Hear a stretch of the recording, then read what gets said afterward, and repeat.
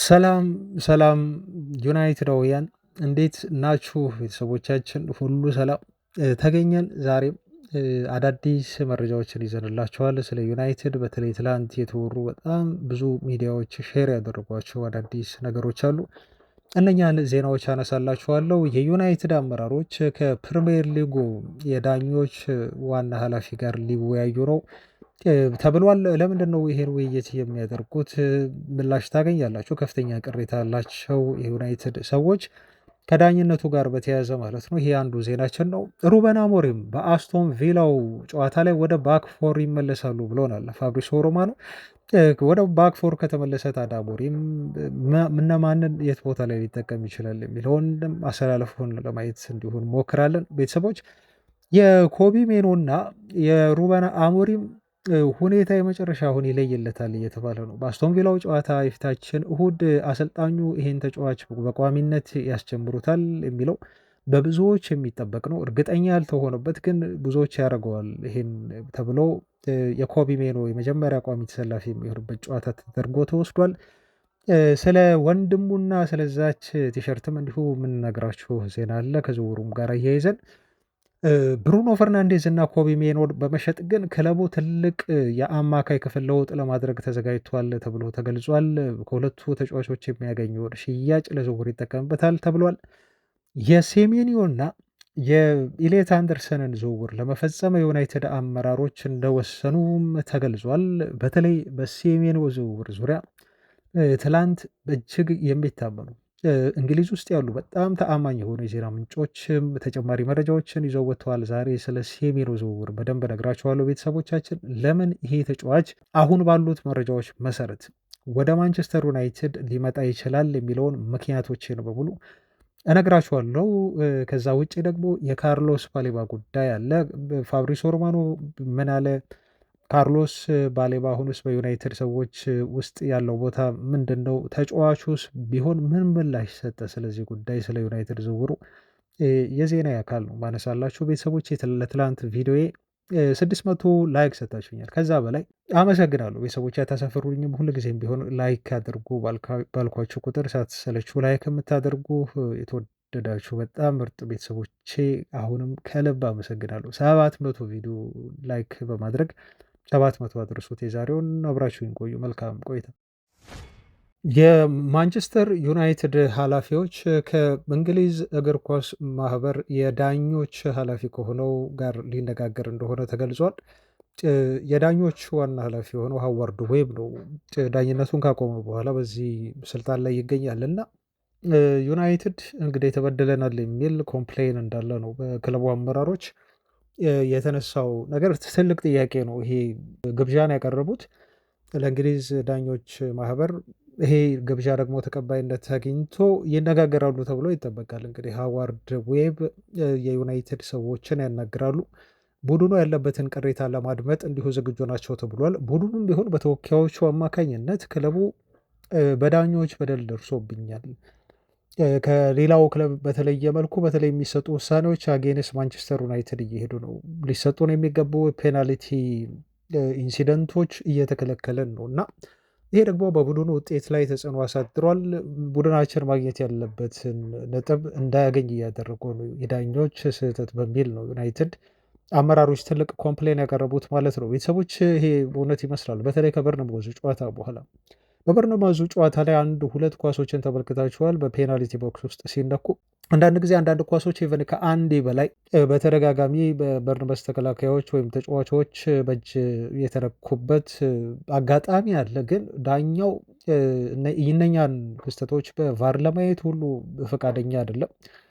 ሁሉም የኳስ የእጅ ንክኪዎች በሙሉ ኢግኖር ነው የተደረጉት። ሁለት አይነት ወይ ሶስት አይነት ኢንሲደንቶች ነበሩ በበርንመዙ ጨዋታ እና ይሄ ጥያቄ የሚያስነሳ ነበር እና የዩናይትድ አመራሮች ይህን ጉዳይ ከዳኞች ማህበሩ ግልጽ የሆነ ምላሽ እንዲሰጥበት ይፈልጋሉ ተብሎ ተገልጿል።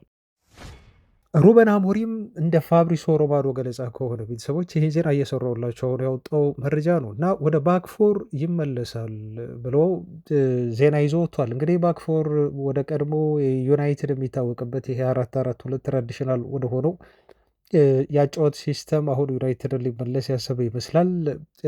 ተገደው ነው ሩበን አሞሪም ወይንስ ደግሞ እንደው በፍቃደኝነት ያደረጉት ነገር ነው? በተለይ ከአፍሪካ ዋንጫው ጋር በተያዘ ግዴታ ተጫዋቾችን ስላጣ ዩናይትድ በጣም ቁልፍ ተጫዋቾችን እንደው በፎርሜሽኑን ሲስተሙን አድጀስት ለማድረግ ያደረገው ውሳኔ ነው የሚለው አከራካሪ ነው። እኔ ምናልባት የቀረበው አመራሮች አሁን አሰልጣኙን ይሄን እንዲያደርግ ቀድሞ ሆኖ ፑሽ ሲያደርጉት ነበር እና ሚዲያውም እንደዛው ፑሽ ያደርገዋል።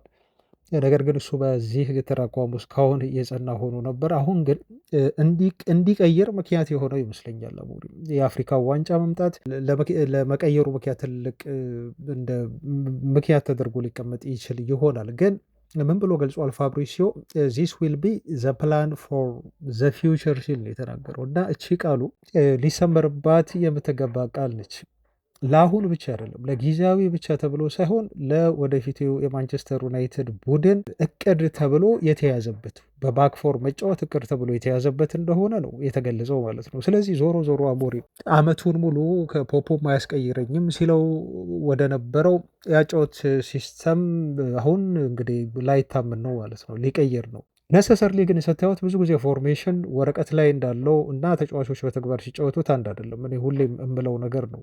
በሶስት ሴንተር ባክ መጫወት አደጋ ነው። በተለይ የኤቨርተኑ ጨዋታ አሰልጣኙን የሚያስገመግመው ይመስለኛል። በነገራችሁ ላይ በጣም ተራ እግር ኳስን የሚያይ በጣም ብዙ ኳሶችን የተመለከተ ላለፉት ዓመታት ተራ እግር ኳስ አፍቃሪና ተመልካች እንኳን እንዴት አሞሪም በጎዶሎ ተጫዋች ኤቨርተን በሶስት ሴንተር ባክ ይጫወታል የሚለው በትልቁ አሞሪምን ነጥብ ሊያስጥል የሚችል ይመስለኛል። እንደው የክለቡ አመራሮች ቁጭ ብለው አሰልጣኙን የሚገመግሙ እና አንዳንድ ነገሮችን የሚያወሩት ከሆነ የዛን ቀን የተጠቀመው ሶስት ሴንተር ባክ በደንብ ያስጠይቀዋል አሞሪምን እና ራሱንም እንዲፈትሽ የሚያደርገው ይመስለኛል። ወደ አራት ተከላካዮች ይመለሳል ማለት ነው ዩናይትድ ከኋላ። ስለዚህ ሁለት ሴንተር ባኮችን ነው የሚጠቀመው ማለት ነው። የተቀሩት ሁለቱ የግራና የቀኝ የተለመዱ ተከላካዮች ይሆናሉ ማለት ነው እና አስቶን ቪላው ጨዋታ ይሄ የመጀመሪያው አሰላለፍ ይሆናል ተብሎ ይጠበቃል በዚህ ፎርሜሽን ማለት ነው እና ዩናይትድ አሰላለፉ ይሄን ሊመስል ይችላል። በአስቶን ቪላው ጨዋታ ሴላመኝ ሰው ግብ ጠባቂ ይሆናል። ሁለቱ ሴንተር ባኮች የዩናይትድ ሊሆኑ የሚችሉት ሌኒዮሮ እና እንደዚሁ ሄቨን ናቸው። ምንም አማራጭ የለንም። አሞሪም ከዚህ በፊት አሳይቶናል። አንድ ተጫዋች ከጉዳት ሲመለስ ቶሎ ያንን ተጫዋች የመጠቀም ችግር አለበት።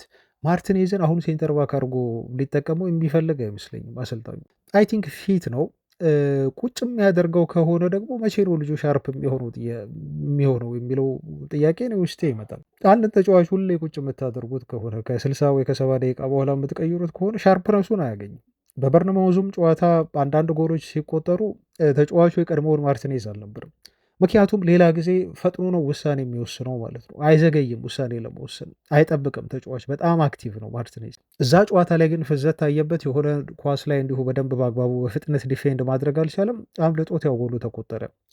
አሁን ማርቲኔዝ በቋሚነት የመጫወት እድል ካልተሰጠው እንደዚህ አይነት ሻርፕነሱን ሊያጣ ይችላል ማለት ነው እና አሁን ዮሮና ሄቨንን በሴንተር ባክ በሁለት ሴንተር ባክነት መጠቀም እኔ በጣም ዩናይትድ ላይ እንደው ችግር ያመጣል ብዬ ባላስብም ግን እነኚህ ታዳጊ ተከላካዮች ናቸው እና ከስህተት የጸዱ ሊሆኑ አይችሉም ማለት ነው። ቤተሰቦች አንድ ቢያንስ ማርቲኔዝን እንደው ቢጠቀምና ሌላውን እንደው ቀይሮ በኋላ ደግሞ እያየ ቢያስገባ የተሻለ ይመስለኛል። ግን ምናልባት እነኚህን ሁለት ተከላካዮች ይጠቀማል የሚል ግምቶች ስላሉ ነው ማለት ነው። ባክፎር ሲጠቀም ያው እንደተለመደው ሉክሾ የግራውን ይይዛል እና ዳሎ ደግሞ የቀኙን ይይዛል ማለት ነው። አሁን አማካዩም ላይ እንዲሁ ትልቅ ጥያቄ አለ። አሁን ቀጣይ ማነሳላቸው የኮቢ ሜኖ ጉዳይ አለ። አሁንስ ሜኖ ሊጠቀመዋል ወይ በቋሚነት አሞሪም የሚለው እኔ አይዶን ነው መልሴ። ቤተሰቦች ምንም ይሄን ነገር አለቅም። ካዛሜሮ ተጎድቶ አሚን ቅጣት አለበት። ካዛሜሮ ቅጣት እያለበት እንኳን ኮቢ ሜኖን ለማሰለፈው አሞሪም እርግጠኛ አይደለሁም። ሲደርስ የምናየው ይሆናል። ምክንያቱም ኡጋርቴ አለ። ኡጋርቴን በካዛሜሮ ቦታ አጫውቶት ብሩኖ ፈርናንዴዝን በድሮ ሚና እንደዚሁ ዲፕ ወደኋላ እየተመለሰ የአማካይ ክፍሉ ቦታ ላይ እንዲጫወት ሊያደርገው ይችላል ማለት ነው። ግን የሚጠበቀው አሁን ትልቁ የአሞሪም ፈተና ነው። ትልቁ የአሞሪም ፈተና በተለይ ለኮቢ ሜኖ ያለው አመለካከት ምን ይመስላል የሚለውን የምናይበት ጨዋታ ነው። የአስቶን ቪላ ቤንች ካደረገው ቶታል ይሄን ልጅ ሬት ያደርገዋል ብዬ ለመናገር በጣም ይከብደኛል። ቤተሰቦች በቃ ቶታሊ ሬት ያደርገውም ይሄን ልጅ ማለት ነው። ምክንያቱም ቦታ አያጣም። አሁን ጋርሴ ባለበት አቋም እና ዩናይትድ ባለበት የአማካይ ክፍል ክፍተት እና በካዛሚሮ ቅጣት ምክንያት በቃ ኢትስ ራይት ታይም ኮቢ ሜኖን ለማሰለፍ በቋሚነት ለማስጀመር ትክክለኛው ጊዜና ወቅት ላይ ያለ ነው ይመስለኝ። አሞሪም ማያደርገው ከሆነ ግን ይህም ሌላ ጥያቄ የሚያስነሳ ነው። ለማንኛውም ግን ሜኑና ኦጋርቴን አማካይ ቦታ ላይ ተጠቅሞ በአስቶን ቪላው ጨዋታ ላይ እንደዚሁ ብሩኖ ፈርናንዴዝን ወደፊት በሚፈልገው የ10 ቁጥር ቦታ ሚናነት ሊያጫውተው ይችላል ተብሎ ነው የሚጠበቀው ማለት ነው። ብሩኖ 10 ቁጥር ቦታን ይይዛል። ዘር በግራ ደግሞ በ10 ቁጥር ቦታ ላይ ማቲያስ ኩኛ አለ። በቀኝ ቦታ ላይ ደግሞ ያው ብዙ ክፍተቶች አሉ እንደምታውቁት እነ ሼሌሲ ቋሚ የሆኑ ሊጀምር አይችልም። አይ ቲንክ ቤንች ላይ ቢሆን ይመስለኛል በአስቶን ቪላው ጨዋታ ከቤንች ተነስቶ ምናልባትም ሊጫወት ይችላል። ሼሌሲ ሰፊ እድል አለው። እዛ ቦታ ላይ ግን ሜሰን ማውንትን ይጠቀማል ማለት ነው አሞሪም እና ፊት መስመር ላይ ደግሞ ቤንጃሚን ሼሽኮ ይኖራል ማለት ነው። ይሄ ይሆናል ተብሎ ነው እንግዲህ በአሰላለፍ ደረጃ ዩናይትድ ከአስቶን ቪላ ሲጫወት የሚጠበቀው ቤተሰቦች እንደው አሞሪም የተለየ ነገር ይዞ ካልመጣ በስተቀር ማለት ነው። እና ማንቸስተር ዩናይትድ ትላንት እንዳልነው በዚህ ሲዝን በፕሪሚየር ሊጉ የሚያስገርም ቁጥሮች ያሉት ቡድን ነው። ሞስት ሹት ያደረገ ቲም ነው። ይህን ታውቃላችሁ ቤተሰቦች ከ16 ጨዋታ በኋላ 262 ኳሶችን ወደ ተቃራኒ ቡድን እንዲሁ ሹት አድርጓል። ብዙ ሹቶች ወደ ታርጌታቸው የሄዱለትም ቡድን ነው ዩናይትድ 84 ኳሶችን ነው በትክክል ወደ ጎል የሞከረ ትልቅ ቁጥር ያለው ቡድን። ብዙ ኤክስፔክተር ጎልም እንዲሁ የፈጠረ ነው። ትላንት ስናወራበት ነበር 33.86 ወይንም ደግሞ 34 ጎል ዩናይትድ በዚህ ሲዝን በፕሪሚየር ሊጉ ያለቀላቸውን የጎል ማግባት እድሎችን ፈጥሯል። ከነኚህ ውስጥ ያስቆጠራቸው ግን በጣም ጥቂቶችን ነው ማለት ነው ቤተሰቦች፣ በጣም ጥቂቶችን። እንዳለው ኤክስፔክትድ ጎል ቡድኑ ቢያስቆጥር ኖሮ ይሄኔ የፕሪሚየር ሊግ አናት ላይ ይቀመጥ ነበር ማለት ነው። የሚያገኛቸውን የጎል ማግባት እድሎች አይጠቀምም። ብዙ ኤክስፔክትድ ጎል አለው፣ ግን እነኛ ኤክስፔክትድ ጎሎች ይባክናሉ። ፕላስ ደግሞ ብዙ ጎሎች ይቆጠሩበታል። አሁን ዩናይትድ ያለበት ችግርና አሞሪም መቅረፍ ያለበት ነገር ይሄን ነገር ነው ማለት ነው። ቀጥለናል ቤተሰቦች። ስለ ኮቢ ሜኖ እንደው ቅድም አንስቻለሁ በጨረፍታ ስለ አሰላለፍ ስገልጽ፣ አሁን ደግሞ ስለ ተጫዋቹ ወቅታዊ የሆነ ዜናዎችን ልንገራችሁ እና ከዚህ በፊት ያላወራንበት ጉዳይ አለ። የኮቢ ሜኖ እቺ ፍሪ ሜኖ የምትለዋ ቲሸርት ጉዳይ ብዙ መነጋገሪያ ሆናለች እና ግምታችንን እንዲሁ አስቀምጠን ነበር። እኔ ግምቴን ሰጥቻችሁ ነበር። ኮቢ ሜኖ ሳያቅ ያለሱ እውቅና ያለሱ ፍቃድ ወንድሙ በዛ መልኩ እንደዛ ሊያደርግ አይችልም ብዬ ስላችሁ ነበር። ትላንት ቤን ጃኮብስ በዩናይትድ ስታንድ ዩቲዩብ ቻናል ላይ ቀርቦ እንደተለመደው ብዙ ነገሮችን ተጠይቆ ምላሽ ሰጥቷል።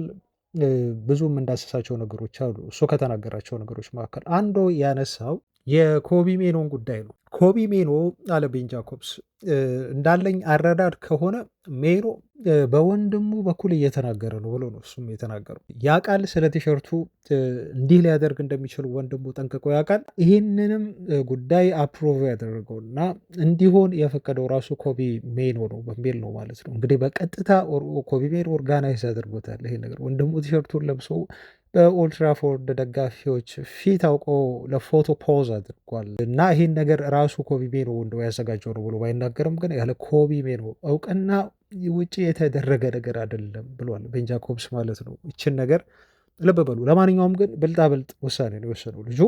እኔ ደግፈዋለሁ። ዳይሬክት እንደዚህ ቅሬታ ካለው በቀጥታ ወጥቶ ልክ እንደነ ከዚህ በፊት ሲያደርጉ እንደነበሩት እንደነ ጋርናቾ አሰልጣኙን የሚቃረር እና የቡድንን መንፈስ በጣም በሚያውክ በሚረብሽ መልኩ ለሚዲያ ልጁ ከመውጣት ይልቅ በዚህ መልኩ ስሜቱን መግለጹ እኔ ክፋት ባለው ብዬ አላስብም። ይህን ያህል በዩናይትድ ቤት እንደው ኬዎስ የሚፈጥር ነገርም አይደለም። ልጁ በቃ ስሜቱን ኤክስፕረስ ያደረገው በወንድሙ በኩል አንድ ይሄ ጉዳይ ነው። ስለ ኮቢ ሜኖ እንደው ማንሳት ያለብን ነገር ካለ ይሄ ነው ማለት ነው። እና ተጫዋቾች የሚሰማቸውን ስሜት የመናገር መብት አላቸው። እንደውም ኮቢ ሜኖ እንደ መጫወት እንደሚገባው ደቂቃ እና እንዳለው ታለንት ሩበን አሞሪም እሱን ትሪት እንዳረገበት መንገድ እንደውም ልጁ በጣም ታጋሽ ነው። እውነት ለመናገር በጣም ታጋሽ ነው እና ሜኑን ጉዳይ በተመለከተ ቤን ጃኮብስ ይህን ብቻ አይደለም ያለው በነገራችሁ ላይ እና አንድ ካነሳው ነገር እና ካነሳው ሀሳብ መካከል የምነግራችሁ ምንድን ነው ዩናይትድ ቤት ውስጥ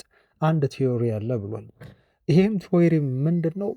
ኮቢ ሜኖ እና ብሩኖ ፈርናንዴዝን በመሸጥ የክለቡን ቀጣይ ቡድን ግንባታ ለዝውውሮች በተለይ አማካይ ክፍል ለሚፈጸሙ ዝውውሮች ክለቡ እንደ ትልቅ የገቢ ምንጭ አድርጎ እየቆጠራቸው ይገኛል በዚህ ሰዓት ብሎ ነው የተናገረው ማለት ነው። እና ሁለቱ ተጫዋቾች የማንቸስተር ዩናይትድን አማካይ ክፍል ለመገንባት ትልቅ የሽያጭ ገቢ ያመጣሉ ብሎ ክለቡ እንደ እቅድ የያዘው ነገር ነው። ምክንያቱም ዩናይትድ ብሩኖ ፈርናንዴዝን ማቆየት እንደማይችል አሁን እያወቀ የመጣ ይመስላል። በቃ ተጫዋቹ ኦልሬዲ ከቃለ መጠይቁ እንደተረዳ ነው አሁን ዩናይትድን ለመልቀቅ ዝግጁ ነው። ስለዚህ የውል ማፍረሻ ሂሳብ ደግሞ አለው 56 ሚሊዮን ፓውንድ ባየር ሙኒክ በጣም ፑሽ እያደረገ ነው ተብሎ ተገልጿል። በጣም ይፈልገዋል ብሩኖ ፈርናንዴዝን። አሁን እዚህ ጋር ዩናይትድ ምንም ማድረግ አይችልም።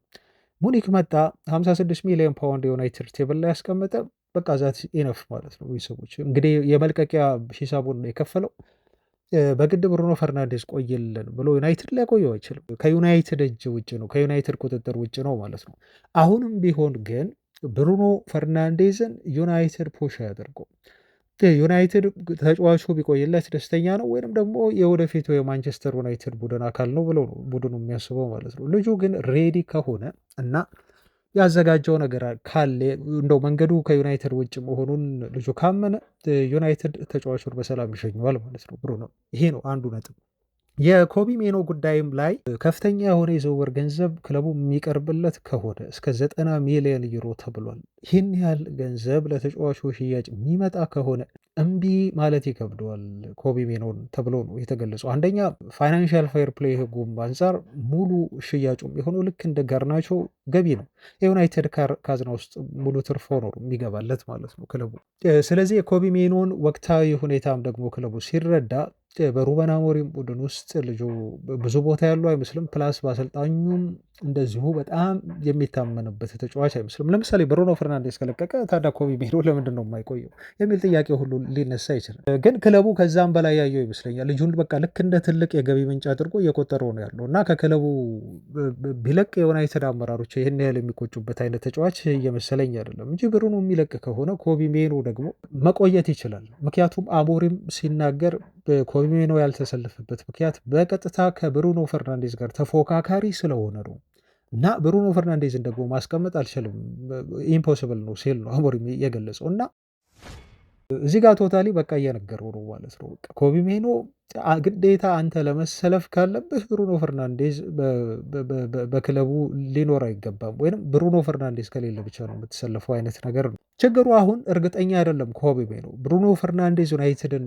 ከለቀቀ በኋላ የሚለቅም ከሆነ በቋሚነት አሞሪም የመሰለፍ እድል ይሰጠኛል ብሎ ተጫዋቹ የሚያመን አይመስለኝም። እርግጠኛ የሚሆን አይመስለኝም። በዚህ ይሄ ማረጋገጫ ሊሆነው የሚችል አይመስለኝም። ብቻ ወይስ አሁን የኮቢ ሜኖ ፈላጊ የሆነው ናፖሊ ዩናይትድን በጣም ፑሽ እያደረገ ነው። አሁን በውሰት ነው ስጡኝ እያለ የሚገኘው። ዩናይትድ ደግሞ በሽያጭ ካልሆነ በውሰት አልለቅም የሚል አቋም ይዘዋል። አሞሪምም ቢሆን አሁን ጥር ላይ ተጫዋቹ እንዲለቅ አይፈልግም ተብሏል። ዩናይትድ ያለበትን ክፍተት እየተመለከታችሁ ነው ቤተሰቦች እና ኮቢ ሜኖ ጥር ላይ የሚቆይ ነው የሚመስለኝ አሁን ባለው ሁኔታ የተለየ ነገር ካልተፈጠረ። ዩናይትድ ዝውውሮችን ለመፈጸም እንቅስቃሴ እያደረገ ነው። በኋላ ላይ ዜናዎችን ስነግራችሁ የማወራችሁ ነገር አለ። እነኛ ነገሮች ከተሳኩ ሜቢ ሊሆን ይችላል ኮቢ ሜኖ ሊለቅ ይችላል። ግን በጥር ዝውውር መስኮት የመጀመሪያዎቹ ሳምንታት ላይ ኮቢ ሜኖ ዩናይትድን የመልቀቅ ዕድል የለውም። የመጨረሻዎቹ ሳምንታት ላይ ግን ወደ ክለቡ የሚመጡ ተጫዋቾችን መሰረት በማድረግ የተጫዋቹን ቆይታ ላይ ዩናይትድ ሊወስን ይችላል ማለት ነው። ግን ትልቁ ፖይንት አሁን በረዥም እቅድ ዩናይትድ ከሁለቱ ተጫዋቾች ሽያጭ በሚያገኘው ገንዘብ የአማካይ ክፍሉን ለመገንባት አቅዷል የሚል ነው። በመጨረሻ እዚህ ጋር ስለ ኮቢ ሜኖ እንደው ለቀልም ቢሆን አንድ ነገር ብያችሁ ልውጣ ቤተሰቦች። አንድ ቪዲዮ ተመልክቼ ነበር እና የሚያዝናኑ ጥያቄዎችን ተጫዋቾች ይጠየቃሉ። ለምሳሌ አንድ እስቲ የምትጠሉትን ነገሩን ብሎ ነው እንግዲህ የሚጠይቃቸው አዝናኝ የሆነውን ጥያቄ ጋዜጠኛው። የዩናይትድ ተጫዋቾች ደግሞ ይመልሳሉ። ዘርክዚ እንደዚህ ያለ ፍጹም የምጠላው ነገር ክረምት ላይ ያለችዋን ሞስኪቶዋን ጩኸት በጣም ነው የምጠላት አለ እና በቃ መቋቋም አልችልም፣ እዛ ቦታ ላይ መቆም አልችልም፣ አመልጣለሁ ሲል ነው የተናገረው። ሞስኪቶን እንትን ድምፅ እንትን ሲል ማለት ነው። ሌላኛው ካዛሜሮ ነው እና ካዛሜሮ ሮክ ሙዚክ አልወድም አለ። ሮክ ሙዚክ በቃ በጣም ነው የምጠላው ሲል ነው ካሳሜሮ ምላሽ የሰጠው። ኮቢ ሜኖም ነበር እና ኮቢ ሜኖ ደግሞ ምን አለ? ሰዎች ከፊት ለፊቴ ሆነው በዝግታ ሲራመዱ በጣም ነው የምጠላው ነው የሚለው እና ገፍቶ ሁሉ አልፎ ሊሄድ ይችላል ማለት ነው። እንግዲህ እንደ ኮቢ ሜኖ ንግግር ከሆነ በዝግታ የሚራመድ ሰው አይሆንም።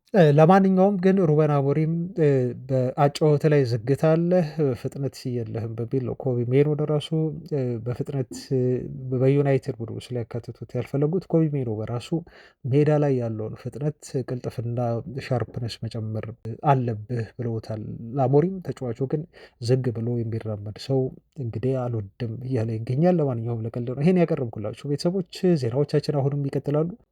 አብራችሁኝ የሆኑ ቪዲዮን ላይክ እያደረጋችሁ አሁን መልካም ቆይታ።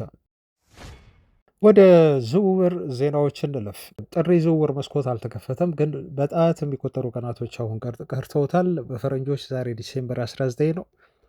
ስለዚህ ኦልሞስት ወደ 11 ቀን ይቀረዋል ማለት ነው እና ለመከፈት በጣም ተቃርቧል። ስለዚህ የዝውውር ዜናዎች እየባሱ ቀን በቀን እየጨመሩ ወሬዎቹ ነው የሚሄዱት እና ከትላንት ጀምሮ የሰማነው ነገር ደግሞ በጣም ጥሩ ነው። በትላንት ዜናዬ ላይ ተንበኔሉ ላይ ዩናይትድ ሴሜኒዮን ለማስፈረም በደንብ እንቅስቃሴ ውስጥ ገብተዋል፣ እንደውም ክለቡ ንግግር ጀምሯል የሚል ፕሮግራም እንደዚሁ ሰርቼ ነበር። ዜናውም ላይ ያደረስኳቸው መረጃ አሁን ከፋብሪሶ ሮማኖ ንግግር በመነሳት እንደደወሉለት ዩናይትዶች ተረጋግጧል። ኮንታክት አድርገውታል። አዲስ ነገር የምነግራችሁ ነገር ምንድን ነው? እኔ ትላንት ዜናውን ካደረስኳችሁ በኋላ ደግሞ በጣም ብዙ ተወራ እና እየተባባሰ መጣ ወሬው። በጣም እየጋለ መጥቶ ስቲል እስካሁን እየተወራ ነው ያለው እና ደይ ቱ ደይ የሴሜኒዮ ዩናይትድ ዝውውር ጉዳይ አሁን እየተጋጋለና ወደ ዩናይትድ እያደላ የመጣ ነው የሚመስለው። ለምን ለሚለው አሁን ምላሽ እሰጣችኋለሁ። ምክንያቶች አሉ። ምክንያቶችንም እንዲሁ አቀርብላችኋለሁ። አንደኛው ምክንያቴ ዩናይትድ ይሄን ልጅ ሊያመጣው ሊያስፈርመው ይችላል ለሚለው የማነሳው ነገር ክለቡን ኮንታክት ማድረግ ጀመረ መባሉ ነው። ከተጫዋቹ ጋር ክለቡ ተነጋግሯል። ፋብሪሶ ሮማኖ ነግሮናል። ከክለቡም ጋር ደግሞ ተነጋገረ ከተባለ ከተጫዋቹ ጋር በጣም ጥሩ የሆነ ምላሽ አለ ማለት ነው። ይሄ ዩናይትዶች በዝውውር እንቅስቃሴ ባለፈው ክረምት የተጠቀሙበት አካሄድ ነው። አሁንም የሚጠቀሙበት አካሄድ ነው ብዬ ነው በግል የሚወስደው። መጨረሻ ላይ ክለብ ነው የሚሄዱት፣ ወደ ክለብ ይሄዳሉ። መጀመሪያ ግን መግደል ያለባቸው ተጫዋቹ ጋር ነው። ተጫዋቹ ጋር ደግሞ ሳይገሉና የሆነ ፖዘቲቭ የሆነ ምላሽ ሳያገኙ ክለቡን ብር መዝን ለማናገር ወደዛ ይሄዳሉ የሚል እምነት የለኝም ማለት ነው። ይሄ በዝውውር የሚከተሉት አካሄድ ስለሆነ ይሄ አንድ እምነቴ እንዲጨምር አድርጓል። ተጫዋች ወደ ዩናይትድ ሊመጣ ይችላል የሚለውን ማለት ነው። ትልቁ ነገር ትልቁ ዜና አሁን ይሄ ነው። ትላንት ኮት ኦፍ ሳይድ ምን አለ መሰላችሁ? ማንቸስተር ዩናይትዶች በቀጣይ ጥር ዝውውር መስኮት ላይ ሁለት ትልልቅ ዝውውሮችን ሊፈጽሙ አቅደዋል። አንደኛው ሴሜኒዮ ነው፣ ሁለተኛው ደግሞ ኢሊየት አንደርሰን ነው እና ለሁለቱ ተጫዋቾች ዝውውር ከፍተኛ የሆነ ባጀት እና ገንዘብ መደበው ጥረት ለማድረግ ተዘጋጅተዋል ብሎ ነው የገለጸው ኮት ኦፍ ሳይድ። የሴሜኒዮን ሪፖርት ደግሞ ስናይ ትላንት ያልዘገበው ጋዜጣ አለ ብዬ መናገር ይከብደኛል። እኔ ዜና ካደረስኳችሁ በኋላ የዘገቡት ሳይቶች ወይንም ደግሞ ጋዜጠኞች በሏቸው ግለሰቦች በጣም የሚታመኑ ክሬዲብል የሆኑት ናቸው። ቤተሰቦቻችን ለምሳሌ ዘቴሌግራፍ አንዱ ነው። ዘታይምስንም እዚህ ጋር መጥቀስ እችላለሁ። ፋብሪሶ ሮማኖን ንግግር ቀደም ብዬ ነግራችኋለሁ። በኋላ ላይ መጥቶ ደግሞ ቤን ጃኮብስ ይህን ጉዳይ ያረጋግጥና እያንዳንዱ የዜና ምንጭ ሴሜኒዮን በተመለከተ ዩናይትድ በጣም ጠንካራ ተጫዋቹን የማስፈረም ጠንካራ ፍላጎት እንዳለው፣ አሁን ይሄ የዚህ ተጫዋች ዝውውር ጨረታ ላይ ዩናይትድ በይፋ እንደገባ ሲገባም ሴሜኒዮን አገኛለሁ ብሎ በትክክል ተጫዋቹን ለማስፈረም ጠንክሮ እየተንቀሳቀሰ ከፊት ግፊት እያደረገ ያለ ቡድን መሆኑን ነው እነዚህ ጋዜጠኞች እየገለጹልን ማለት ነው ቤተሰቦች። እና ጃንዋሪ ላይ ሩበን አሞሪም ሴሜኒዮን አምጡልኝ የሚል ለክለቡ አመራሮች በግልጽ የሆነ መልእክት እንዳስተላለፉ፣ ሴሜኒዮ ወደ ኦልድ ትራፎርድ እንዲመጣ አሰልጣኙ በግል ሁሉ እንደጠየቁ ክለቡን ፑሽ እያደረጉ እንደሆነ ነው ሩበን አሞሪም እየተገለጸ የሚገኘው። ስለዚህ የሩበን አሞሪም ሰሜሮን አምጡልኝ የሚለው ጥያቄ ተቀባይነትን አግኝቶ በዩናይትድ አመራሮች ፍቃድ ተሰጥቶ አሁን በይፋ ተጫዋቹን ወደ ኦልትራፎርድ ለማምጣት እንቅስቃሴዎች በግልጽ ተጀምረዋል ማለት ነው። ቤተሰቦች ለምንድን ነው መንጌ ይሄ ልጅ ወደ ማንቸስተር ዩናይትድ ሊመጣ ይችላል ብለህ ተስፋ የምትሰጠን ብላችሁ ካላችሁኝ ቅድም አንድ ምክንያቴን ነግሬያችኋለሁ። አሁን ሌላኛውን ምክንያቴን ልጨምርላችሁ። ሌላኛው ምክንያቴ የተጫዋቹን የዝውውር ሁኔታ ዩናይትድ አብዛኛውን የባክግራውንድ ስራዎች ባለፈው የክረምት የዝውውር መስኮት ሰርቶ ጨርሷል።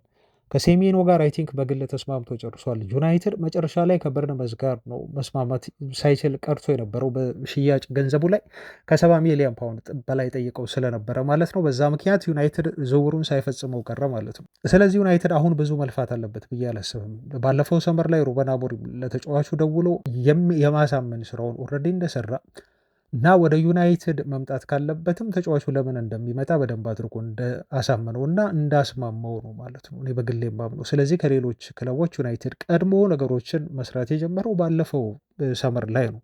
ይሄ ሁለተኛ ምክንያቴ ነው።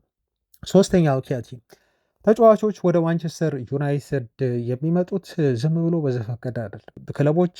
ብዙ ክለቦች አማራጭ ሲያቀርቡላቸው ለምሳሌ ቤንጃሚን ሼሽኮን ጉዳይ ተመልከቱ፣ የማቲያስ ኩኛን ጉዳይ ተመልከቱ፣ ማነው ስሙ ብሪያን ምቡሞን የዩናይትድ ዝውውር ጉዳይ ተመልከቱ። እነኚህ ሁሉ ተጫዋቾች በአርሰናል በሉ እንደው በቼልሲ በሉ በብዙ ትልልቅ ቡድኖች የተፈለጉ ተጫዋቾች ናቸው።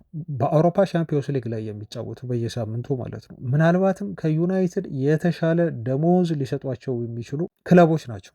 የተሻለ ደሞዝ ሊሰጧቸው የሚችሉ ክለቦች ማለት ነው። ልክ ሼሽኮ አሁን በኒውካስል እንደቀረበለት ደሞዝ ማለት ነው። ሌሎቹም ቢሆን ተመሳሳይ ነው። በዚህ ሰዓት ዩናይትድ ነው ብዙ ደሞዝ እያልከፈለ የሆነው ለተጫዋቾች ታውቃላችሁ፣ ጣራውን ማለት ነው 200 ነው ማክሲመም። ከዛ በላይ የሚሄደው ዩናይትድ 250 ሻምፒዮንስ ሊግ ከተሳተፈ ነው። አይከፍልም ዩናይትድ አሁን። ስለዚህ ወደ ማንቸስተር ዩናይትድ ለመምጣት ተጫዋቾቹ ለምን ወሰኑ ብላችሁ ደግሞ ስጠይቁ ምላሹን እናንተ ወረዲ ታውቁታላችሁ ቤተሰቦች። ለምንድን ነው እነዚህ ተጫዋቾች ዩናይትድን የመረጡት? ምክንያቱም ክለቡ ማንቸስተር ዩናይትድን ስለሆነ ማለት ነው።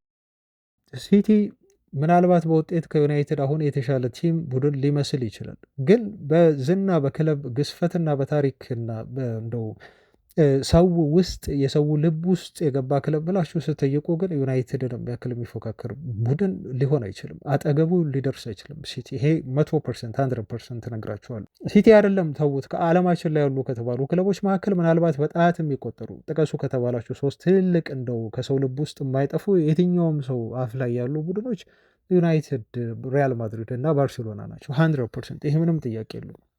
ስለዚህ ተጫዋቾች ዩናይትድን የሚመርጡት የክለቡ ታሪክ እያዩ ነው። ዩናይትድ ምንጊዜም ቢሆን ዩናይትድ ስለሆነ ነው። እድሜ ለሰር አሌክስ ፈርጉሰን በሱ ዘመን የሰራቸው ታሪኮች፣ ክለቡ በሰው ልብ ውስጥ የገባበት መንገድ ዩናይትድን ከየትኛውም ክለብ በላይ ተመራጭና ተቀዳሚ ያደርገዋል 100%። ይሄ አንዱ ነጥብ ነው። ትልቁ ነጥብ ግን እንደው ይሄ ከታሪክ አንጻር ነው ያልኳችሁ። ሌላው ነገር ትልቁ ፖይንቱ ምንድን ነው? ለዩናይትድ ፈረማችሁ ማለት ብዙ ነገራችሁን ብራንዳችሁን ነው የምታሳድጉት። ለምሳሌ አሁን ልበል ለዩናይትድ ከመፈረሙ በፊት ሴላሜንስ በኢንስታግራም ላይ የነበረው የተከታዮች ብዛት 15,000 ነበር። ለዩናይትድ ከመፈረሙ በፊት አይ ቲንክ አሁን አላቅም ስንት እንደገባ፣ ወይ 1 ሚሊዮን ደርሶ ሊሆን ይችላል። በጣም ከፍተኛ ነው። ወደ 1 ሚሊዮን ሊሄድ ይችላል። ቼክ አላደረኩም፣ እርግጠኛ አይደለሁም፣ ግን በጣም በብዙ ጨምሯል። አሁን የቤንጃሚን ሼሽኮ 1 ሚሊዮን ገብተዋል። እሱን እርግጠኛ ነኝ። ከዛም ያልፋል፣ እየጨመረ ነው የሚሄደው ማለት ነው ሼሽኮ። የሌሎቹም የትኛውም የዩናይትድ ተጫዋች ስሙ ከዩናይትድ ከተያዘ ጊዜ ጀምሮ ሰዓት ጀምሮ የኢንስታግራም የሶሻል ሚዲያ አካውንቱን ተከታተሉ። በሺዎች የሚቆጠር ከሆነ ሚሊየንስ ነው ልጁ የሚሄደው። ሚሊየንስ ኦልሬዲ 1 ሚሊዮን ካለው ልጁ 3፣ 4፣ 5 ሚሊዮን ነው የሚሄደው ማለት ነው። አሁን ይሄ ማለት ምን ማለት ነው? ልጁ የኢንስታግራም አካውንቱን እግር ኳስን ካቆመ በኋላ መኒታይዝ ያደርገዋል። ዩናይትድ ማለት ኢኮኖሚካሊ ስታስቡ ለዩናይትድ መጫወት ማለት እኔ ሲምፕሊ አሁን በኢንስታግራም አካውንት እንዲሁ ሞኔታይዝ ከማድረግ ከማርኬቲንግ ጋር ላያይዝላችሁ እንጂ ከዛ ውጭ ብዙ ትርጉም ይሰጠዋል። ለዩናይትድ መጫወት ማለት በጣም ትልቅ ትርጓሜ ነው ያለው። እሺ ሲምፕሊ ተዉት። ይሄ ቀላል የገቢ ምንጭ ሊሆን ይችላል። ክርስቲያኖ ሮናልዶ ከኢንስታግራም አካውንቱ በጣም ብዙ ሚሊዮን ብሮችን እንደሚሰራ ታውቃላችሁ ቤተሰቦች። ስለዚህ ቀላል አይደለም። ያም ለማለት ፈልጌ ነው። ወደፊት እኮ ጦሮ ማለት ነው ኢንስታግራም አካውንቱ ይጦረዋል ወደፊት ያን ተጫዋች። ሌላው ትልቁ ዴል እንደው በስፋት እንደው ስነግራችሁ ስለ ክለባችሁ የምታውቁት ነገር ነው፣ አዲስ ነገር አይደለም። የስፖንሰሮች ጉዳይ ነው። የትጥቅ ስፖንሰሮች ናይክ ሊሆን ይችላል፣ አዲዳስ ሊሆን ይችላል። እናንተ ለወልቭስ ስትጫወቱ አዲዳስ የሚከፍላችሁ ብርና ለማንቸስተር ዩናይትድ ስትጫወቱ የሚከፍላችሁ ብር አንድ አይደለም። ኦልሞስት በጣም በብዙ እጥፍ ነው የሚለያዩ። እዚህ ጋር ዳታ ፊገር አላስቀምጥላችሁም፣ ግን 100% ፋክት የሆነ ነገር ነው። ተጫዋቹ ለበርነመዝ ሲጫወት ሰሜንዮ የአዲዳስ ስፖንሰር ሆኖ ስፖንሰር አድርጎት የሚከፈለው ብርና ለዩናይትድ ሲጫወት የሚከፈለው ብር አንድ ሊሆን አይችልም በፍጹም። እሱም በብዙ እጥፍ የሚበልጥ ብር ነው ልጁ የሚከፈለው ማለት ነው። እነኚህ ቀላል ምሳሌዎች ናቸው ዩናይትድን እንዲመርጥ ሴሜኖ ሊያደርጉት የሚችሉ። ዝም ብሎ አይደለም የመጡት እነ ማቲያስ ኩኛ፣ ብሪያንን ቦሞ ዝም ብሎ አይደለም ዩናይትድን የመረጠው፣ ቤንጃሚን ሼሽኮም ዝም ብሎ አይደለም። እነኚህ ነገሮችን ኮንሲደር ያደርጋሉ። እግር ኳስን ካቆሙ በኋላ ኢቨን ስለ ዩናይትድ የሚያወራ መጽሐፍ ባይብሎግራፊ እንጻፍ ካሉ እንኳን ያ መጽሐፍ በሚሊዮኖች ኮፒ ይሸጣል። ሲምፕሊ በቃ አለቀ። ዩናይትድ ማለት ይሄ ነው ቤተሰቦቻችን። እና ዩናይትድ ቤት ስትመጡ ክለቡ የፈለገ ያህል እንደው የውጤት አዘቅት ላይ ይሁን፣ ክለቡ የፈለገውን ያህል አሁን ደካማ ይሁን፣ ግን የዩናይትድ ምንጊዜም ዩናይትድ ነው። ዛት ኢዝ ዘ ቢግ ሪዝን ማለት ነው። እና ይሄ ትልቅ ምክንያት ነው ለሴሜኒዮ ዩናይትድን እንዲመርጥ ሊያደርገው የሚችለው ምክንያት ነው። ሁሉም ነገር በግልጽ ይቀመጥለታል፣ በዲቴል ነው የሚቀመጥለት። ዩናይትድ ቤት ቢመጣ ቢፈርም የሚያገኛቸው ጥቅሞች ምንድን ናቸው? አውሮፓ ቻምፒዮንስ ሊግ ኦፍኮርስ አይጫወትም ዩናይትድ፣ ግን ልጁ ከአውሮፓ ቻምፒዮንስ ሊግ እየተጫወተ የሚያገኘውን ገንዘብ የሚያስንቅ ገቢ ደግሞ ሊያገኝ ይችላል። የማግኘት እድሉም ሰፊ ነው በዩናይትድ ቤት ቆይተው ማለት ነው። ኢቨን እንደ ልጁ ስኬት ነው የሚወሰነው። በጣም ስኬታማ ከሆነ ልጁ ራሱን በደንብ የሚያሳይ ከሆነ ደግሞ እጥፍ እጥፍ ገንዘብ ይመጣል ማለት ነው። ይሄ ኦፍኮርስ ኦቪየስ ነው። ትልቁ ምክንያት ይሄ ነው ብዬ ነው እኔ የምወስደው ተጫዋቾች ወደ ዩናይትድ እንዲመጡ የሚያደርጋቸው ምክንያት በተለይ ሴሜ ነው። ሌላው ትልቁ ነገር ምንድን ነው? በሊቨርፑል እና በማንቸስተር ሲቲ ቤት ያለው የአሰልጣኞች ቆይታ አለመረጋጋት። ይሄ የአሰልጣኞች ቆይታ አለመረጋጋት ተጫዋቹ ወደ ዩናይትድ እንዲመጣ ሊያደርገው ይችላል ማለት ነው። ምክንያቱም ፔፕ ጋርዲዮላ እንደሰማችሁት አሁን በማሬስካ ሊተካ ነው እየተባለ ነው። አይ ቲንክ ጋርዲዮላ የመጨረሻው ሲዝን ሊሆን ይችላል የሚል ግምት አለ። መቆየቱ እርግጥ አይደለም። የአርነ ስሎት የሊቨርፑል ቆይታም እንደው አሁን ትንሽ ሰከን አለ እንጂ ይህን ያህል የተረጋገጠ አይደለም። ፕላስ ደግሞ የሚጫወትበት ሚና አለ። ተጫዋቹ በዩናይትድ ቤት ቢመጣው ቋሚ ተሰላፊ የሚሆንበት እድል በጣም በጣም ሰፊ ነው።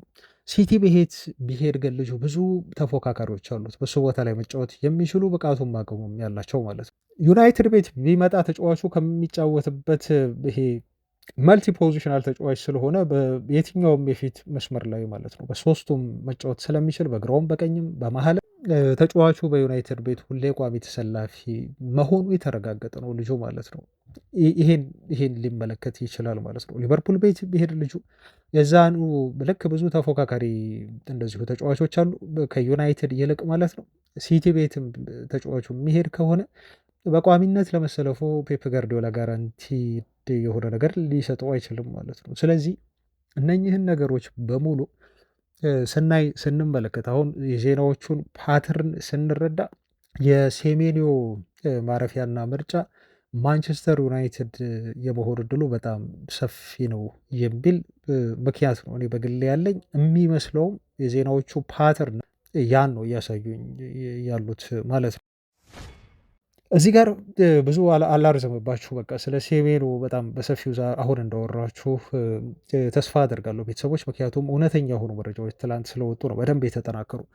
ዛ አትሌቲክ እንደውም ከዚህ ገፋ ብሎ አልፎ ምን ብሎ ይዞ መረጃ ወጥቷል መሰላችሁ? ይሄ ተጫዋች ወደ ማንቸስተር ዩናይትድ የሚመጣ ከሆነ አለ ዩናይትድ ይሄን የመሰለ አሰላለፍ ሊከተል ይችላል ብሎ ዘ አትሌቲክ ታማኙ ጋዜጣ ኢቨን ፎርሜሽኑን ሁሉ አሰላለፈውን ዩናይትድ እንዴት ሊሆን እንደሚችል በዩናይትድ ቤት ልጁ ይዞት ወጥቷል ማለት ነው። እና ይሄም የሚያሳያችሁ ተጫዋቹ ወደ ማንቸስተር ዩናይትድ የመምጣቱ እድል ሰፊ እንደሆነ ነው። ዘ አትሌቲክ ላይንአፕ ውስጥ አካቶት እንዲህ ካወጣውና መረጃ ከሰጠ አንድ ጥቆማ ነው፣ ትልቅ አመላካች ነገር ነው። ሃው አንቶኒ ሴሜኒዮ ኩድ ፊት ኢንቱ ሩበን አሞሪም ቤስት 11 ብሎ ነው እንግዲህ ዜናውን ይዞ የወጣው ማለት ነው። ፊት መስመር ላይ ቤንጃሚን ሼሽኮን አስቀምጧል። ዘ አትሌቲክ ማቲያስ ኩኛን የግራ ስር ቁጥር ቦታ ላይ ያስቀምጧል። ከዛ ሴሜኖ የተቀመጠበት ቦታ ደግሞ ልክ አማድ ከብሪያን ምቦሞ ጋር በሚሰለፍበት ሚና ማለት ነው እና ከብሪያን ምቦሞ በኋላ የሌፍት ዊንግ ባክ ሆኖ ነው የሚጫወተው አማድ ታውቃላችሁ። በሩበን አሞሪም ፎርሜሽን ማለት ነው። እንግዲህ የፎርሜሽን ለውጥ ካላደረገ አሞሪም ሴሜኒዮ ደግሞ በሌፍት ዊንግ ባክ ሚና ይጫወታል ማለት ነው። እንግዲህ ይህም ቦታ ይወደዋል አይወደውም፣ በእርግጥ ተለዋዋጭ ነው። ከማቲያስ ኩኛም እዛ ቦታ ላይ ያደረጋም ብዙ ነገሮች በጨዋታው ሂደት ውስጥ ሊቀያየሩ ይችላሉ። ግን ትክክለኛው ሩበን አሞሪም ተጫዋቹን የፈለገበት ቦታ እዛ ጋር ኮሪደሩ ላይ የኩኛ አጣማሪ እንዲሆን ነው ማለት ነው። ልክ እዚህ ጋር ብሪያን ምቦሞ እና አማድ እንደተጣመሩት ማለት ነው። እና እውነት እንደው መቶ ልጁ እንደተባለው የሚመጣ ይመስላል። ማንቸስተር ዩናይትድ በጣም አስፈሪ የሆኑ የግራም እንዲሁም የቀኝ የማጥቃት ኃይሎች የሚኖሩት ነው የሚመስለኝ እና ሴሜንዮ ለዩናይትድ ትልቅ ዝውውር የሚሆን ይመስለኛል። እስቲ ደግሞ እያየን ምን አዲስ ነገር አለ፣ ተጫዋቹ እውነት እየመጣ ነው ወይ የሚለውን እየተከታተልን ከሚታመኑ የዜና ምንጮች መረጃውን ማደርሳችሁ ይሆናል። ቀጥለናል ቤተሰቦች። አሁንም የመጨረሻ የዝውውር መረጃ ነው አሁን ማደርሳችሁ ከሚታመኑትና ከተረጋገጡት ብቻ የተወራ ዜና። የጥር ዝውውር መስኮት ላይ ኢሊየት አንደርሰንን ቅድም ስናወራ ነበር። ኢሊየት አንደርሰንን እና ሴሜንዮን ለማምጣት ከአውት ኦፍ ሳይድ እንዳለው ከሆነ ጥረት ያደርጋሉ ዩናይትዶች የሚል ሪፖርት ወጥቶ ነበር። አሁን ያንን የሚያጠናክር መረጃ ነው ማደርሳችሁ። አንዱ መረጃዬ የቤን ጃኮብስን ይመለከታል። ቤን ጃኮብስ ትላንት የዩናይትድ ዩቲዩብ ስታንድ ቻናል ላይ ቀርቦ ሲጠየቅ እንደዚህ ብሎ ተናገረ። ሁለት ኤክስፒሪየንስድ የሆኑ የአማካይ ስፍራ ተጫዋቾችን ክለቡ ያመጣል። ሁለት ኤክስፒሪየንስድ የሆኑ ነው ያለ እሱ። ኤክስፒሪየንስድ በጣም ልምዱ ያላቸው ብሎ ካወራ እያወራ የሚገኘው በፕሪሚየር ሊግ ስለሚጫወቱ የአማካይ ስፍራ ተጫዋቾች ነው። አንድ ሌላም ቦታ የሚጫወቱ ከሆነ ግን በጣም በሳልና በደንብ ራሳቸውን ሴትል ያደረጉ አማካይ ስፍራ ተጫዋቾችን ማለቱ ነው። ስለዚህ ዞሮ ዞሮ የቤን ጃኮብስ ዜና ሁለት ዩናይትድ ሰዎች ሁለት አማካዮችን ያመጣሉ። አንደኛው በጥር ላይ ሊሆን ይችላል ወይ ደግሞ ክረምት ላይ ሊሆን ይችላል ብሏል። ስለዚህ ጥርም ላይ ይሞክራሉ ማለት ነው። አሁን የኮት ኦፍሳይድ ዜና እውነት ነው ማለት ነው። አትሊስት ቢያንስ ከሁለቱ አንዱን ጥር ላይ የሚያመጡበት እድል አለ ወይ እንደዚህ ለማድረግ አቅደዋል ማለት ነው። የክለቡ ሰዎች እንደዚህ ብሎ ተናገረው። ሩበን አሞሪም ሁለት አማካዮች አሁን እንደሚያስፈልጉት እርግጠኛ ሆኗል። በዩናይትድ ቤት ቡድኑን ለማጠናከር ሁለት በቋሚነት መሰለፍ የሚችሉ በጣም ልምድ ያላቸው አማካዮችን ክለቡ ማስፈረም እንዳለበት ያውቃል ነው ያለው። በተለይ በ6 ቁጥር ቦታ ነው አሁን ክለቡ በደንብ እየሰራ የሚገኘው። ምክንያቱም ብሩኖ ፈርናንዴዝ አሁን ዲፕሊ እየመጣ የአማካይ ክፍሉን እየረዳ ስለሆነ እንደው ጥር ላይ ተሳክቶ አንድ የ6 ቁጥር አማካይ ቢያመጡ ዩናይትዶች ብሩኖ ፈርናንዴዝን ፍሪ የሚያደርጉበት እድል በጣም ሰፊ ነው ማለት ነው እና አሞሪም ያንን ታሳቢ እያደረገ ነው።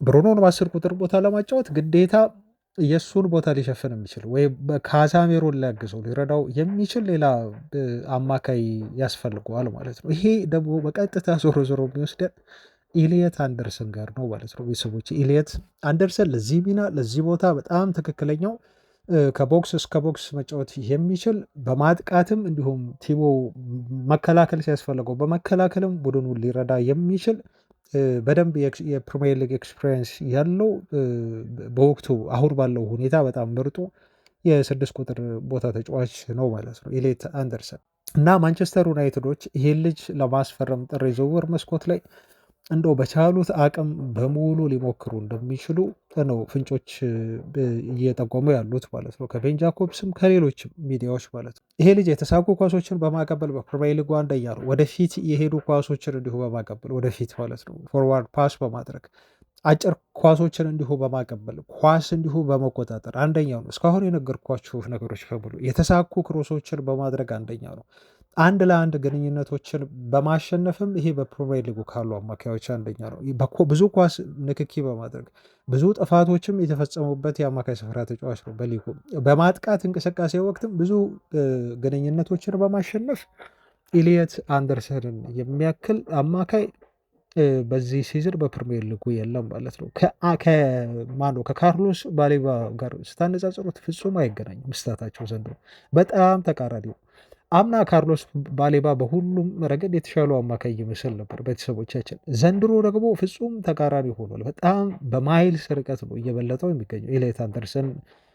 ፎርሙ እንቅስቃሴው የሚያስገርም ነው በዚህ ሲዝን ማለት ነው። እና ልጁ ከዚህ ሲዝን በኋላ አይቆይም። እንደው ፎረስቶች በጣም ሬዚስት አድርገው ጥር ላይ እንኳን ለዩናይትድ አልሸጥም ብለው ቢያቆዩት ራሱ ክረምት ላይ ልጁን ማጣታቸው አይቀርም እና ብዙ ፈላጊ ክለቦችም ስላሉት ልጁ ዩናይትድ ቀደም ብሎ ልጁን ማስፈረም ጥር ላይ በጣም ብልሃት ያለው ውሳኔና ብልሃት ያለው እንቅስቃሴ ነው ብዬ ነው በግሌ የምወስደው ማለት ነው። እና አሁን ባለው ሁኔታ ኢቨን ከዋርተን ይልቅ ኢሊየት አንደርሰን ከሳምንት እስከ ሳምንት እያሳየን ባለው ፐርፎርማንስ እና ባሉት ቁጥራዊ የተጋነኑ በጣም የተጋነኑ ቁጥራዊ የበላይነቶች ይሄ ተጫዋች የዩናይትድ ቀዳሚ የአማካይ ስፍራ ኢላማ መሆኑ ብዙ የሚገርመን አይደለም ማለት ነው ቤተሰቦቻችን። እና ክለቡ የወሰነ ይመስለኛል ዜናዎችን ፓተርን ስረዳ አሁን እዚህ ተጫዋች ላይ በአማካይ ቦታ ላይ አይኑን የጣለ ነው የሚመስለኝ እና ጥር የዝውውር መስኮት ላይ ሊያስፈርሙት የቻሉትን በሙሉ ዩናይትዶች ማድረጋቸው እንዲሁ አይቀርም ማለት ነው። አንዱ ይሄ ነው። ሁለተኛው እንደው አንድ ነገር ልንገራችሁ በካርሎስ ባሌባ ጉዳይ ላይ ነው የማወራው ቤተሰቦች። ፋብሪሶ ሮማኖ ነው የተናገረው። ትላንት ባደረሳችሁ ጥሩ ነበር። ይህን ዜና ግን ትላንት አላደረስኳችሁም፣ ግን ዛሬም ቢሆን ትኩስ ስለሆነ መረጃውን እንዲሁ ላድረሳችሁ። አሁን ባሌባ በአፍሪካ ዋንጫ ከሚሳተፉ ተጫዋቾች መካከል 6ኛው ውዱ ተጫዋች የተባለ ልጅ ነው። 55 ሚሊዮን ዩሮ ነው እንግዲህ እዚህ ተጫዋች የትራንስፈር ማርኬት ቫሊዩ የሚጠቁመን 6ኛው ውዱ የአፍሪካ ተጫዋች ተብሏል። አንደኛው የዩናይትዱ ተጫዋች ብሪያን እምቡሞ ነው። በነገራችሁ ላይ የብሪያን እምቡሞ የማርኬት ቫሊዩ በ96 ሚሊዮን ዩሮ ነው አሁን በዚህ ሰዓት ማለት ነው። እና በአፍሪካ ዋንጫ ከሚሳተፉ ተጫዋቾች መካከል ብሪያን እምቡሞ አንደኛ ሆኗል። ሁለተኛ ኦስሜሄን ነው ማለት ነው ሆነ የተቀመጠው። ግን ካርሎስ ባሌባ በክለቡ ብራይተን ስቲል አሁንም 100 ሚሊዮን ዩሮ እየተጠየቀበት ያለ ተጫዋች ነው። 100 ሚሊዮን ዩሮ እና ከዛ በላይ ማለት ነው። ትክክለኛው የትራንስፈር ማርኬት ቫሊዩ ግን በግማሽ ያነሰ ነው ብራይተኖች ከሚጠይቁት ማለት ነው። እና ዩናይትድ አሁን የተጫዋቹን አቋም እንደዚህ መውረድ እያየ እና እዛ ጋር ደግሞ የኢሊየት አንደርሰን ምርጥ ብቃት እያየ በጣም ምርጥ የሆነ ፐርፎርማንስ እያየ እንዴት ለሁለቱም ተጫዋቾች 100 ሚሊዮን ፓውንድ አካባቢ ከፍሎ ሊያመጣ ይችላል የሚለው ትልቁ ጥያቄ ነው። አሁን ትልቅ ዲሌማ ውስጥ ክለቡን የሚያስገባ ነው የሚመስለኝ እኔ በግሌ። እዚህ ጋር ምርጥ ብቃት እያሳየን ያለው በየሳምንቱ በጣም ጥሩ ፐርፎርም እያደረገ ያለውን ኢሊየት አንደርሰንን እናምጣ ወይንስ ደግሞ በየሳምንቱ በሚያደርጋቸው ጨዋታዎች ላይ እንደው ከረፍት በፊት ብዙ የተቀየረ ብዙ ደቂቃዎችን የማይጫወት ዝም ብሎ 90 ደቂቃ የማይጨርሰውን ካርሎስ ባሌባን እናምጣ የሚለው የክለቡ ትልቅ ራስ ምታትና የክለቡ ቀጣይ ትልቅ ፈተና ይመስለኛል። አንድ ነገር ግን ልብ በሉ፣ ክለቡ የሚፈልገው እዚህ ጋር ሁለት አማካዮችን መሆኑ ነው። ቤን ጃኮብስ እንደተናገረው ሁለት አማካዮችን ዩናይትድ ስለሚፈልግ በጣም ብዙ ዜናዎችን ትሰማላችሁ። ዩናይትድ አማካይ ስፍራ ላይ ብዙ ተጫዋቾችን ሊያመጣ ነው ተብላችሁ ትሰማላችሁ። እና ይህን ነገር ኖርማል ነው፣ ምክንያቱም ዩናይትድ አንድ አማካይ ብቻ አይደለም ሁለት አማካይ ነው የሚፈልገው ብሏል። ስለዚህ አሁን እኔ የምለው ካርሎስ ባሌባም ወደ ዩናይትድ እንዲመጣ በክለቡ ተይዟል። ምክንያቱም የሩበን አሞሪም ቁጥር 1 የዝውውር ኢላማ ነው ተብሏል። ስቲል አሞሪም የዩናይትድ የአማካይ ክፍል ችግር በባሌባ ይፈታል ብሎ ያምናል። ተጫዋቹ ዘንድሮ አቋሙ ቢወርድም ማለት ነው። በሌላ መልኩ ደግሞ ሌላም የ6 ቁጥር ቦታ ተጫዋች ስለሚያስፈልግ ካሳሜሮም ስለሚለቅ ብሩኖ ፈርናንዴዝም ቆይታ እርግጥ ስላልሆነ ኡጋርቴም በክለቡ ላይ ቆይ ይችላል ወደ ቱርክ ይሄዳል እየተባለ ስለሆነ ዩናይትድ እንዲሁ ባሌባ ላይ ደግሞ ኢሊየት አንደርሰንን የመጨመር ወይ ሌላ አማካይ ካልተሳካም ሌላ አማካይ ሊያስፈርም ይችላል ተብሎ ነው ማለት ነው የተነገረው። እዚህ ጋር አንድ ከስካይ ስፖርት ጋር ያደረገውን እንደው ቃለመጠይቅ ላንሳ። ካርሎስ ባሌባ የሰጠው ቃለመጠይቅ ነው። እንደው የዘንድሮ አቋምህ በወረዱ ከዝውውር ጋር የተያዘ ነው ወይ? ባለፈው ክረምት የዝውውር መስኮት ላይ ዩናይትድ ሊያስፈርም ፈልጎ ባለመሳካቱ የመጣ ነው ወይ ተብሎ በስካይ ስፖርት ሲጠየቅ አይመስለኝም ማለት የዝውውር ወሬው በብቃቴ ላይ በዘንድሮ ብቃቴ ላይ እንዲሁ ተጽዕኖ ያሳደረ አይመስለኝም ብሏል። ነገር ግን በከፍተኛ ደረጃ ጫና አምጥቶብኛል ሲልም ይናገራል ካርሎስ ባሌባ። ያው ጫና አሳድሮብኛል ካለ ዞሮ ዞሮ ተጽዕኖ አምጥቶበታል ማለት ነው ብቃቱ ላይ። እና ሲዝኑን ስጀምር ልክ እንደ አምናው ፐርፎርም ለማድረግ አስቤ ነበር ሲዝኑን የጀመርኩት። በዛ መንፈስም ነው ሲዝኑ ላይ ጅማሬውን ያደረግኩት አለ። ነገር ግን በየጊዜው አሁንም ቢሆን ጠንክሬ እየሰራሁ እገኛለሁ። ወደ ቀድሞ ሌቭሌ ወደ ቀድሞ ብቃቴ ለመመለስ አሁንም ቢሆን ዝግጁ ነኝ፣ እየሰራሁበትም ነው የምገኘው። ግን ራሴ ላይ ትልቅ የሆነ ጫና እያሳደርኩም ይመስለኛል ሲል ነው ካርሎስ ባሌባ በዚህ መልኩ የተናገረው። ምንም ጥያቄ የለውም፣ አልክድም። ይሄ ወሬ መወራቱ ከፍተኛ የሆነ ጫና እንዲሰማኝ አድርጓል። ጫናው ግን ጠንክሬ ይበልጥ እንድሰራ የሚያደርገኝ ይሆናል በሚል ነው ባሌባ ለስካይ ስፖርት አስተያየቱን እንዲሁ የሰጠው ማለት ነው። እና እንደ ባሌባ ንግግር ከሆነ ተጫዋቹ ወደ ዩናይትድ ለመሄድ የተወራበት ነገር ብዙ ተጽዕኖ አላሳደረበትም፣ ግን ጫና ውስጥ ከቶታል ማለት ነው። ተጫዋቹ እንደተባለው እና እንደተወራው ወደ ዩናይትድ ማምራት ይፈልጋል። ልጁ ዝውውሩ ባለመሳካቱ ቁጭት ውስጥ ገብቷል። ከብራይተን ጋር ደስተኛ አይደለም። ይሄን ኢቨን የክለቡ አሰልጣኝ ሁሉ ሳይቀሩ ነው በይፋ የዝውውር ወሬ ተጽዕኖ ፈጥሮበታል ብለው ሲናገሩ የነበረው። ባሌባ ግን በዚህ መልኩ አስተባብሎታል ማለት ነው። ለማንኛውም ቤተሰቦች ለዛሬ ያስኮላችሁ መረጃዎች እነኚህን ይመስላሉ። አብራችሁኝ ስለነበራችሁ እጅግ ከልብ አመሰግናለሁ። ከጀርባ ለነበረው እንዲሁ ድምፅ ምናልባት ከረበሻችሁ ከልብ ይቅርታ ጠይቃለሁ። ነገ በሌሎች አዳዲስ ጉዳዮች አገኛችኋለሁ። ሰላም ሁኑ። እስከዚያ ባይ